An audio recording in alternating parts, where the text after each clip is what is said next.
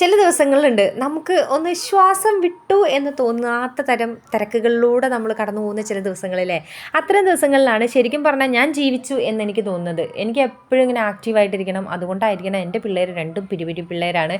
എനിക്കതിൽ കുഴപ്പമൊന്നുമില്ല കേട്ടോ, എന്നാലും ചെറിയൊരു ബെസ്മൻ ചിലപ്പോൾ തോന്നി ഇറ്റങ്ങൾ എന്താ ഒന്നും അടങ്ങിയിരിക്കാത്തതെന്ന്. അപ്പോൾ ഇന്ന് നമ്മുടെ കിലുവിൻ്റെ അംഗനവാടിയിൽ വാർഷികാഘോഷ പരിപാടികളാണ്. അപ്പോൾ അതിൻ്റെ ഭാഗമായിട്ട് നമ്മൾ ആ പരിപാടികളിലൊക്കെ നല്ല അടിപൊളിയായിട്ട് പങ്കെടുത്തുകൊണ്ടിരിക്കുകയാണ്. ഇത് കിലുവിൻ്റെ ബെസ്റ്റ് ഫ്രണ്ടിൻ്റെ ഉമ്മയാണ്.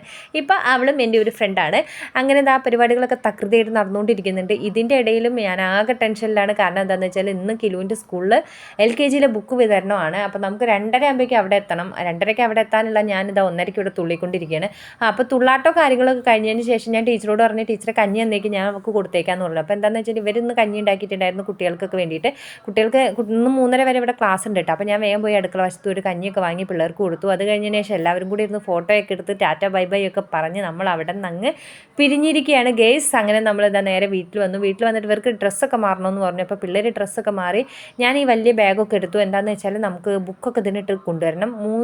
2 പിള്ളേരെയും പിടിക്കണം, ബാഗും പിടിക്കണം, ബുക്കും പിടിക്കണം. എല്ലാം കൂടെ എനിക്ക് പറ്റില്ല കേട്ടോ. ഒരു സഞ്ചിയിലാണ് അവർ ബുക്ക് തരിക. അപ്പോൾ അതുകൊണ്ട് ഞാൻ ഈ വലിയ ബാഗ് എടുത്താൽ പിന്നെ എനിക്കത് പിടിക്കാൻ സുഖമാണ്. ഇത്തരം സമയങ്ങളിലൊക്കെയാണ് ഞാൻ ഇങ്ങനെ ആഗ്രഹിച്ചു പോവുക, എനിക്ക് വീട്ടിൽ ആരെങ്കിലും ഒരാളുണ്ടായിരുന്നെങ്കിൽ എന്ന്.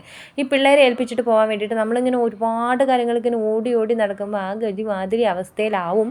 അങ്ങനെ ബസ് സ്റ്റാൻഡിൻ്റെ അടുത്തുള്ള കടയിൽ നിന്ന് കുറച്ച് ബുക്കൊക്കെ വാങ്ങി, കൂടുതലും വെക്കേഷൻ അല്ലേ വായിക്കാൻ വേണ്ടിയിട്ട്, പിന്നെ സ്നാക്സും വാങ്ങി ഞങ്ങൾ നേരെ വീട്ടിലേക്ക് വന്നു. അപ്പോൾ അത്രയേ ഉള്ളൂ.